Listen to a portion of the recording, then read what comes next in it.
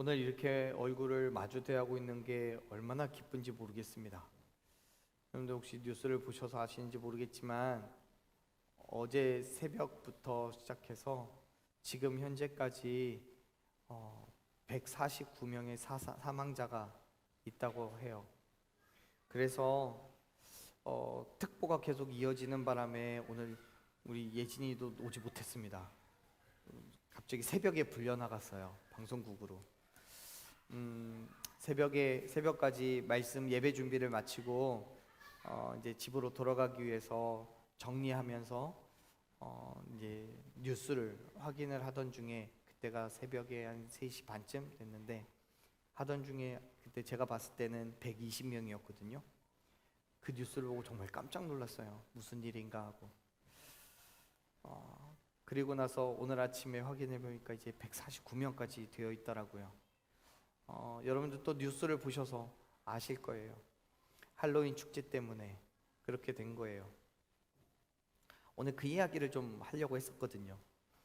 여러분, 아이들이요, 어린이날과 같이 신나하는 1년 중에 몇 안 되는 날 중에 하나가 할로윈이에요. 매년 이맘때 되면요, 놀이공원에서부터 영어학원, 어린이집, 유치원 할 거 없이 정말 여기저기서 난리도 아닙니다. 심지어 태권도 학원, 피아노 학원, 미술 학원, 정말 동네 여기저기에서 아이들이 얼굴에 분장을 하고 옷을 골라 입고 호박 바구니 하나씩 들고 다 돌아다녀요. 심지어 요즘에는 아파트에서도 아파트 자체적으로 아이들이 그런 이벤트 해준다고 하더라고요. 이 할로윈이라는 것이요, 유럽에서부터 시작됐고 미국을 거쳐서 우리나라까지 전해진 일종의 기념일이에요. 고대 유럽 사람들이요, 11월 1일부터 겨울이 시작된다고 생각했고 그때가 한 해의 시작이라고 그렇게 여겼답니다. 그래서 그 바로 전날인 10월 31일이 죽은 영혼들이 살아나고 마녀들, 귀신들이 나타나서 사람의 육체를 빼앗는다라고 생각했대요. 그래서 할로윈 때 귀신의 옷을 입고 또 해골의 복장을 하고 그렇게 분장하고 그렇게 돌아다니는 거는, 나도 귀신이니까 귀신들이 와서 내 육체를 탐하지 말아라, 이런 의미로 귀신 복장을 하고 돌아다닌다고 합니다. 그게 축제, 말 그대로 축제로 자리 잡게 된 거예요.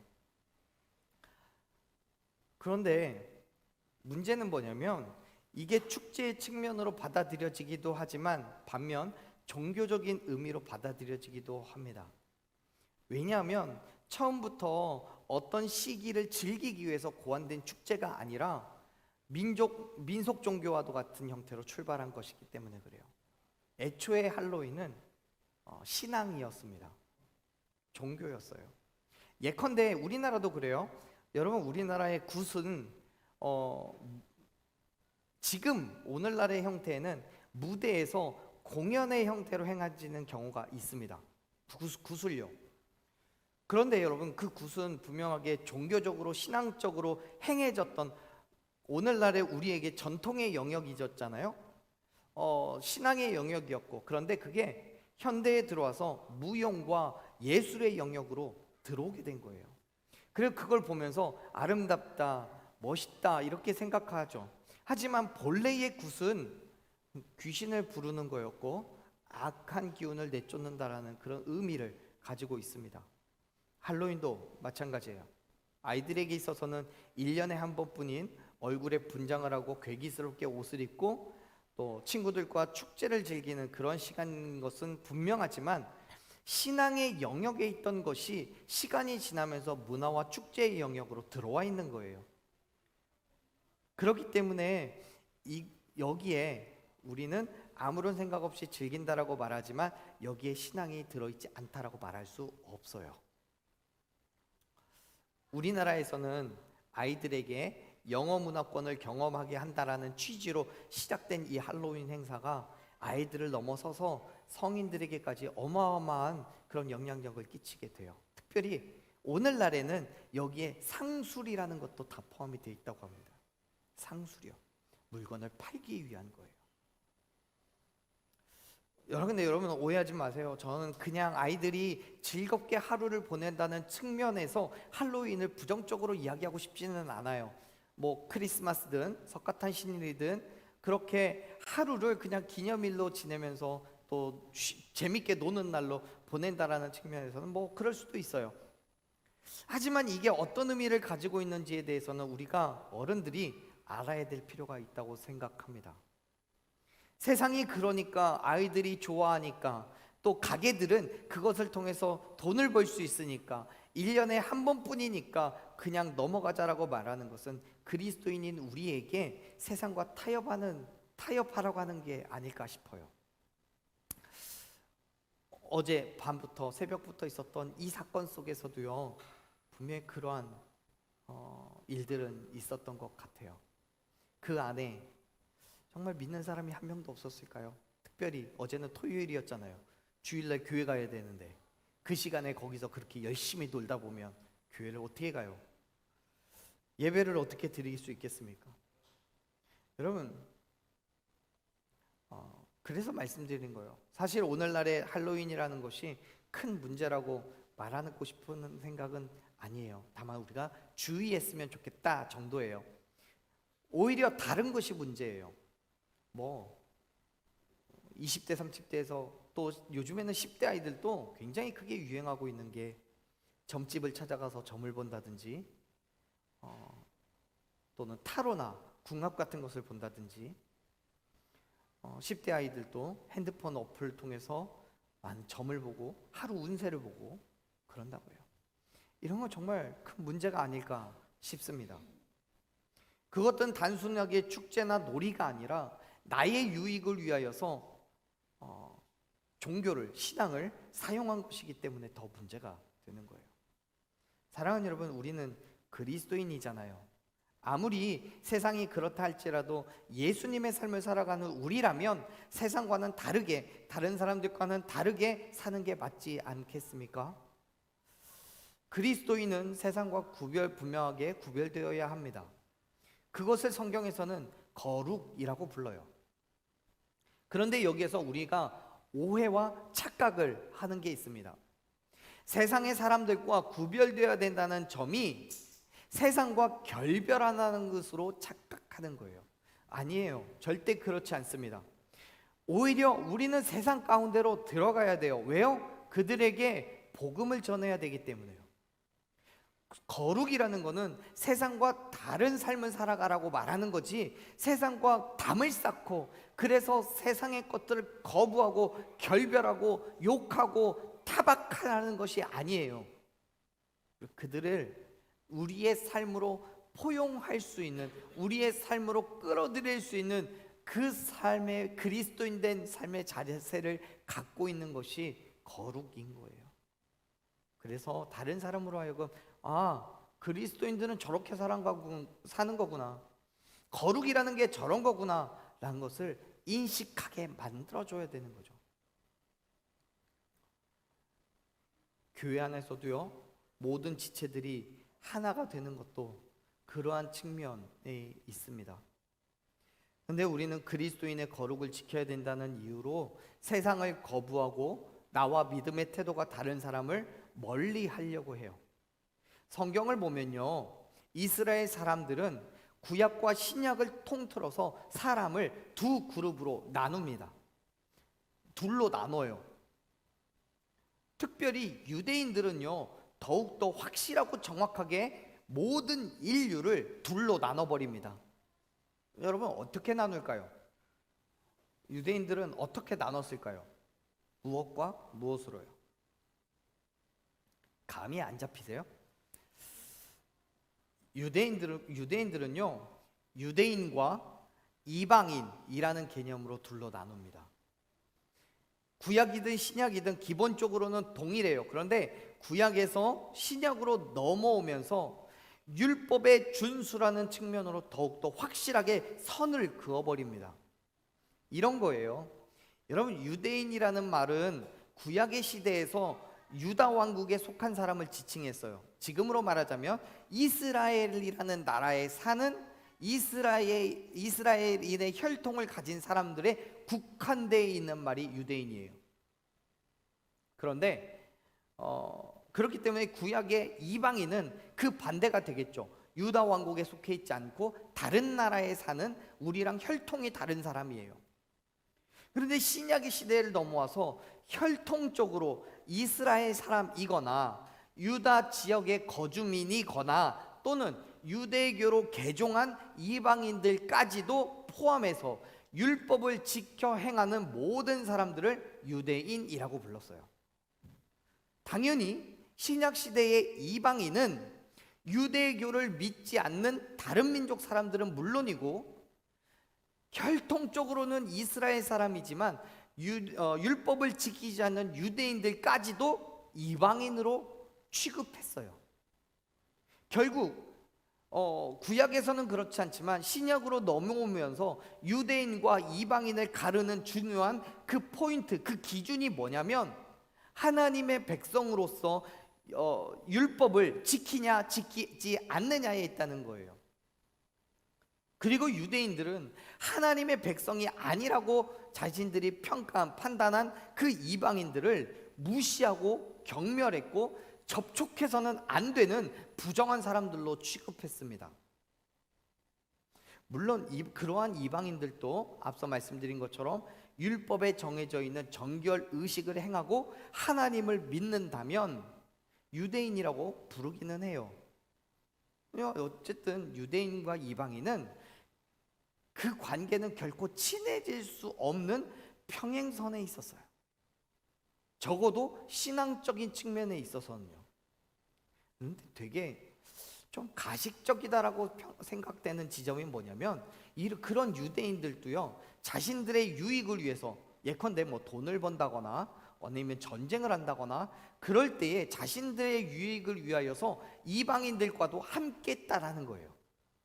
신앙적으로는 접촉해서는 안 되는 사람들이고 교제해서는 안 되는 이방인인 건데 자신들이 돈을 벌기 위해서는 또 물질적으로 환경적으로 유익을 취하기 위해서는 이방인들과도 연합했다는 거예요. 참 가식적이에요.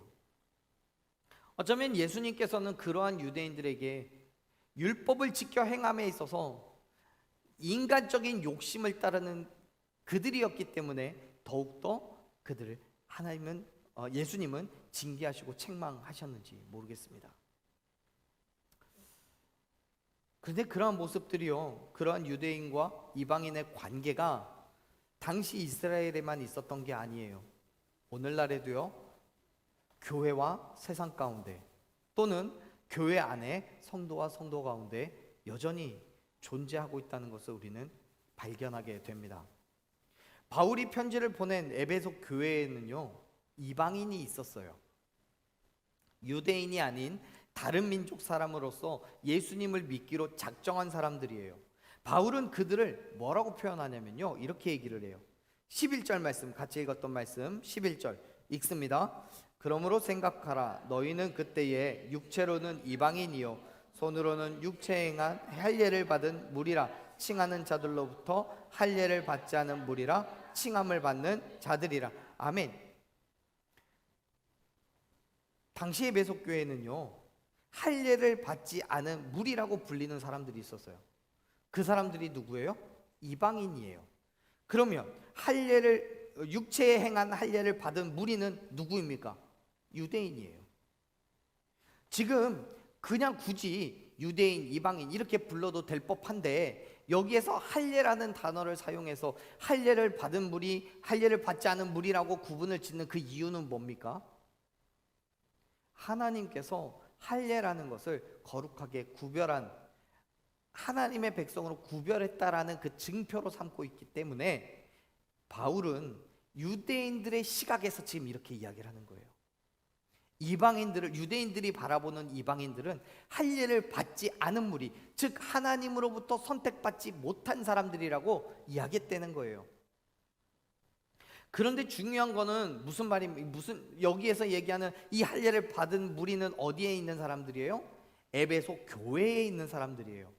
또 할례를 받지 않은 무리는 어디에 있는 사람이에요? 에베소 교회 안에 있는 사람이에요. 정리해서 말하자면 한 교회, 에베소 교회에 속해 있는 할례를 받은 무리가 받지 않은 무리를 너희는 할례 받지 않았지라고 얘기를 하고 있다는 거예요. 무슨 뜻입니까? 유대인들이 이방인들을 멸시하고 경멸했다는 거예요. 한 교회에 있는데요, 한 지체인데요, 한 식구인데요, 우리는 할례 받은 유대인인 우리는 예수 그리스도를 믿고 교회 안에 들어와 있지만 우리는 구원을 받은 거고, 할례를 받지 않은 이방인들은 예수 그리스도를 믿지만 구원받지 못했다라고 구별하는 거예요. 그래서 바울은 그들에게 뭐라고 얘기를 하냐면 12절 말씀 한번 읽어볼게요. 읽습니다.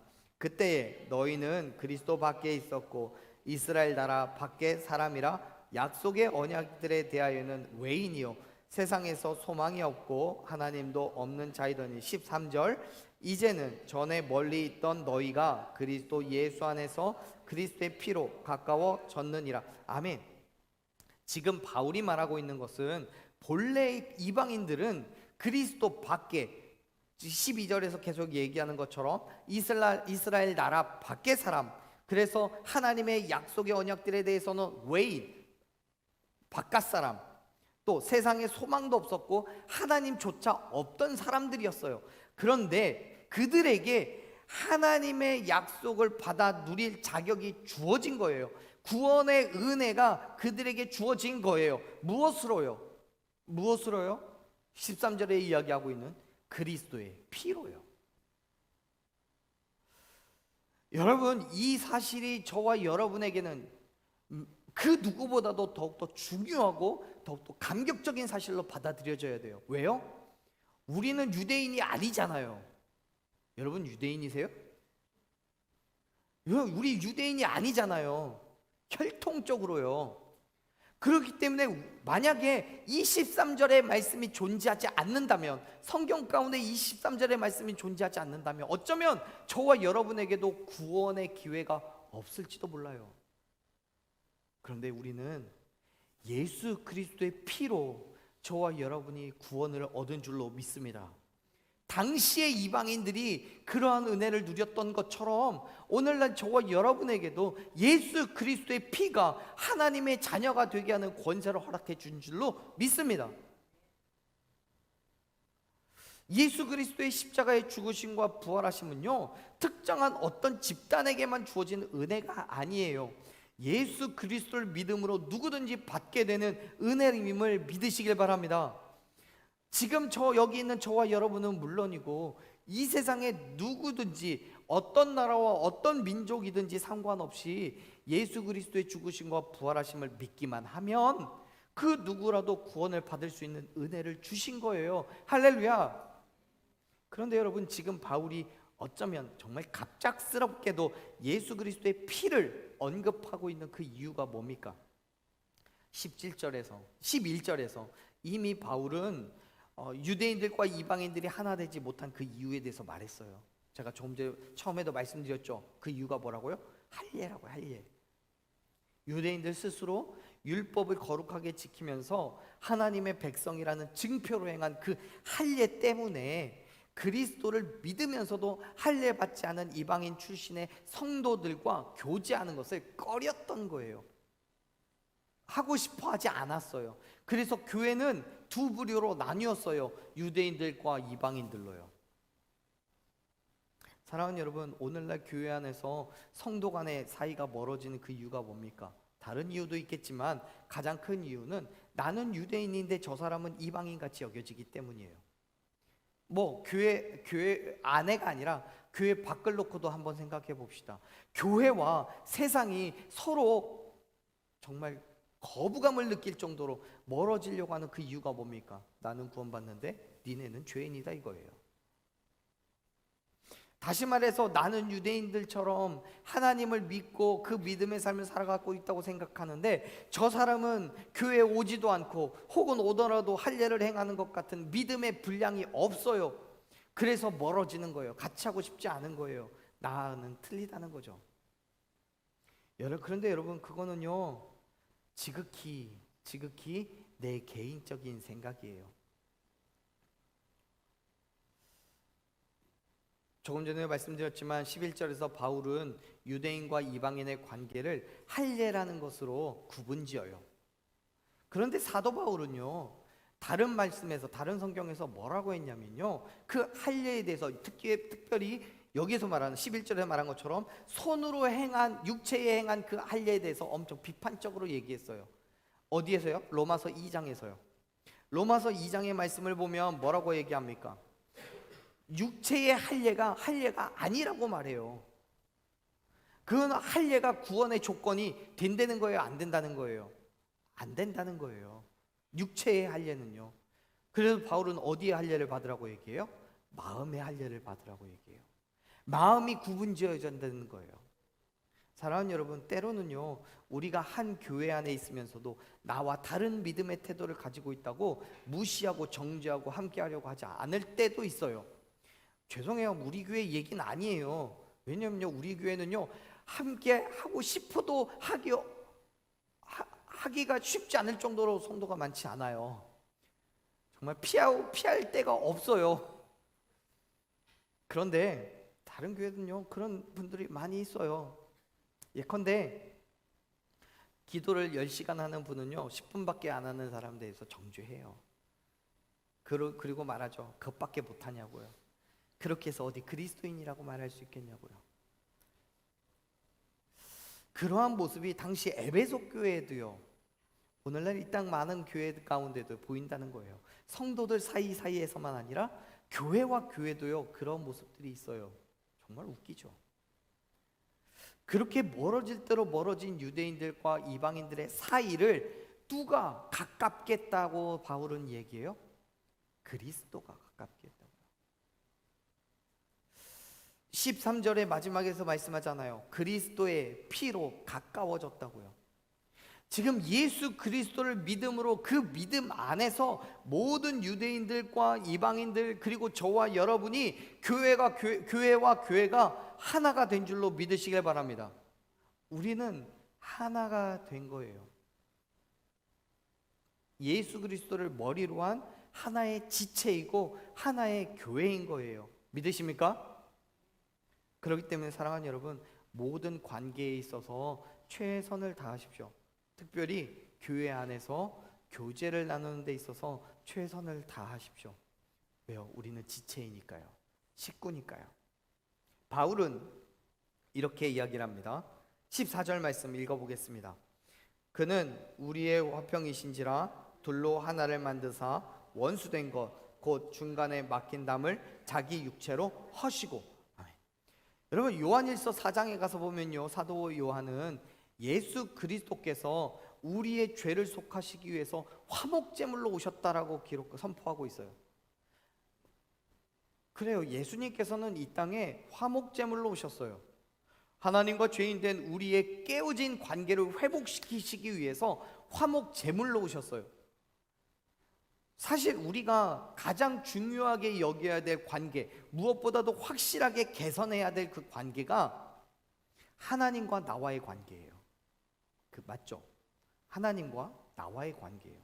아담과 하와가 선악과를 먹음으로써 깨어져 버린 그 관계, 그것은 우리가 할 수 있는 어떤 인간적인 노력으로도 결코 회복할 수 없는 관계예요.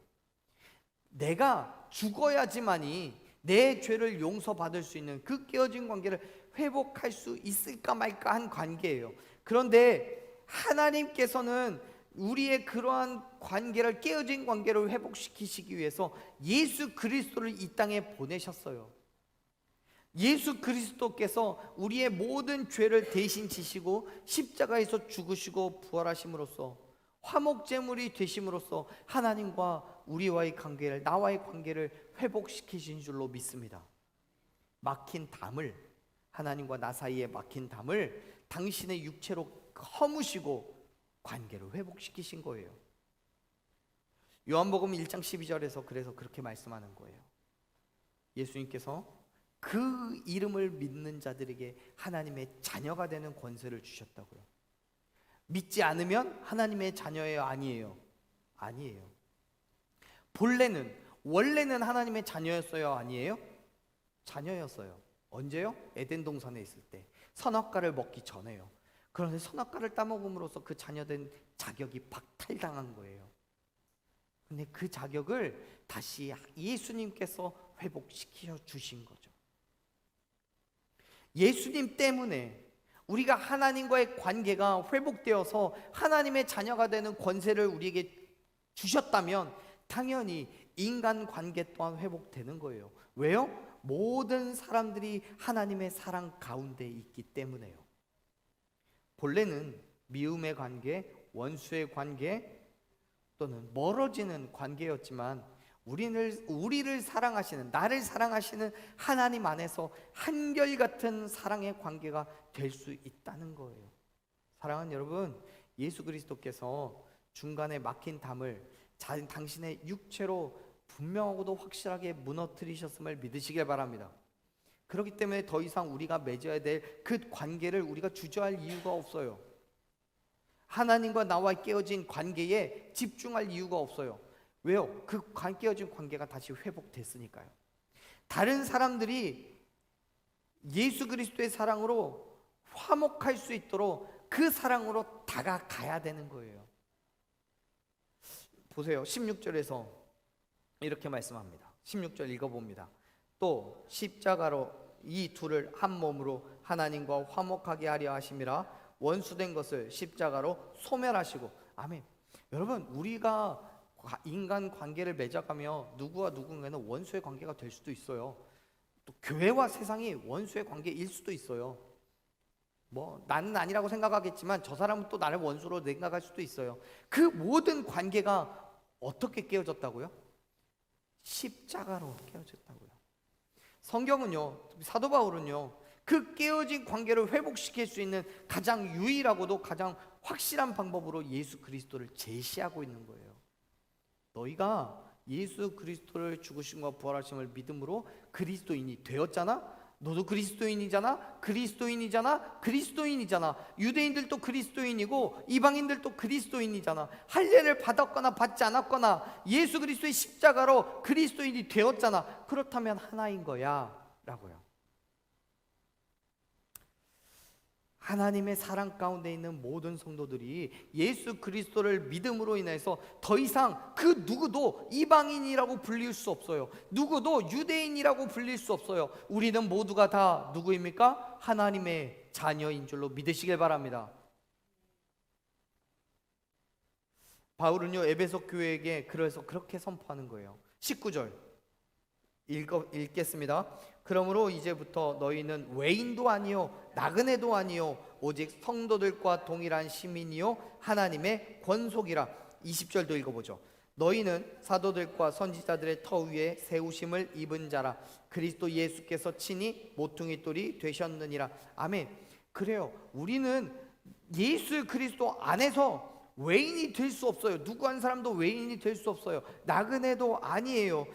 우리는 예수 그리스도 안에서 성도라고, 권속이라고, 동일한 하나님 나라의 시민이라고 불려지는 거예요. 우리의 관계에서는 예수 그리스도께서 무엇이 됐다고요? 모퉁이 돌이 되었다라고 말해요. 이 모퉁이 돌은요, 빼면 무너지는 거예요. 건물이 무너져요. 즉, 이 관계 안에서 예수 그리스도가 빠지면 그 관계는 깨어지는 거예요. 하나님과 나의 관계도 마찬가지예요. 하나님과 나의 관계가 예수 그리스도가 그 사이에서 빠져버리면 그 관계는 깨어지고 말아요. 그렇기 때문에 우리가 예수님을 부정하고 예수님을 거부하면 그 순간 우리는 하나님과의 관계가 깨어져 버려요. 성도들끼리 관계도 마찬가지예요. 교회와 교회도 마찬가지예요. 그 안에 예수 그리스도가 빠지면 그 관계는 깨어지고 말아요.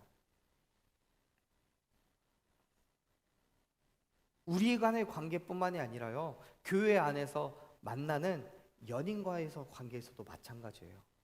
그 관계는 예수 그리스도가 빠지면 깨어져요. 예수 그리스도께서 우리 모두가 다 하나님의 자녀, 하나님의 백성, 성도, 권속이 될 수 있도록 그러한 관계를 유지할 수 있도록 모퉁이 돌이 되셨어요. 그래서 예수 그리스도께서 모든 관계의 기초가 되셨고 예수님께서 놓아주신 그 기초 위에 우리는 서 있는 거예요. 그렇게 우리는 서로가 연결되어져서 성전이 되어가는 거예요. 예수님과 함께 지어져 가는 거예요. 21절 말씀 볼까요? 21절 읽습니다. 그의 안에서 건물마다 서로 연결하여 주 안에서 성전이 되어가고, 22절 너희도 성령 안에서 하나님이 거하실 처소가 되기 위하여 그리스도 예수 안에서 함께 지어져 가느니라. 아멘. 사랑하는 여러분, 저와 여러분이 예수 그리스도 안에서 하나가 되어 있음을 믿으시길 바랍니다. 예수 그리스도요, 그의 죽으심과 부활하심을 믿음으로 인하여서 저와 여러분이 한 형제요 한 자매인 거예요. 한 식구예요. 그렇기 때문에 나와 다른 생각, 다른 삶의 모습이 있다고 해서 비난하고 정죄하지 마세요. 교회와 교회도 마찬가지예요. 또 우리가 교회가 세상을 바라볼 때도요, 저들은 우리와 달라야 되는 존재, 가까이에서는 안 되는 존재가 아니라 우리의 식구가 되어야 할 존재로 여기시길 바랍니다. 사랑하는 여러분, 예수 그리스도 안에서 우리 모두가 다 성전이 되어가고 예수 그리스도 안에서 함께 지어져가는 교회임을 믿으시길 바랍니다. 우리가 다 형제 자매라고 해서 내가 하나님을 아버지라고 부르니까 내 아들은 하나님을 할아버지라고 부를 수는 없는 거잖아요. 우리는 다 자녀예요. 식구고요, 한 형제예요. 그 안에서 우리는 교제하는 거예요. 내 생각, 내 뜻이 아니라 예수 그리스도 안에서 무너지고 깨어진 마음이 하나가 되어져 가는 거예요. 예수 그리스도의 그 사랑으로 모든 벽을 허물고 하나가 되는 거예요. 그걸 우리는 뭐라고 부르냐면 코이노니아라고 불러요. 이 코이노니아라는 말이요, 헬라어로 교제하다, 친교하다, 관계를 하다, 이런 의미를 가지고 있는데, 이거는 단순하게 그냥 교제하다, 친구가 되었다, 친교하다, 이런 의미가 단순한 의미가 아니고요, 종교적으로 사용할 때는 신과의 교제를 의미합니다. 교회 안에서 사용할 때는 신과 하나님과의 교제를 의미해요. 그렇기 때문에 이 말이 교회 안에서 성도들끼리의 코이노니아라고 말할 때는 그 안에 분명히 하나님과 교제함으로 인하여서 얻어지는 그 힘과 능력으로 지체들 간에 나누는 교제를 의미하는 거예요. 이해되세요? 그렇기 때문에 바울은 계속해서 이 말을, 이 코이노니아라는 말을 하기 위해서 뭘 얘기를 하냐면 22절에서도 그렇게 써 있잖아요. 그리스도 예수 안에서라고요. 그리스도 안에서요. 계속해서 바울은 그리스도 안에서, 예수 안에서, 주 안에서 이렇게 얘기하는 거예요. 사랑하는 여러분, 오늘 저와 여러분이 하나가 되기를 간절히 소망합니다. 예수 그리스도의 사랑으로 하나가 되기를 소망합니다. 예수 그리스도의 죽으심과 부활하심을 믿음으로 하나님과의 관계가 회복되고, 그렇게 성도와 성도와의 관계가 회복되어지기를 간절히 축원합니다. 그 안에서 우리가 식구가 되는 거예요. 모든 교회가 하나가 되는 거예요. 저와 여러분이 예수 그리스도의 사랑으로 하나 된 우리를 통해서 교회가, 또 하나님의 나라가 굳건히 세워져 가므로 진정한 하나님의 나라 코이노니아가 저와 여러분에게, 이 교회에게 이루어지기를 간절히 축원합니다.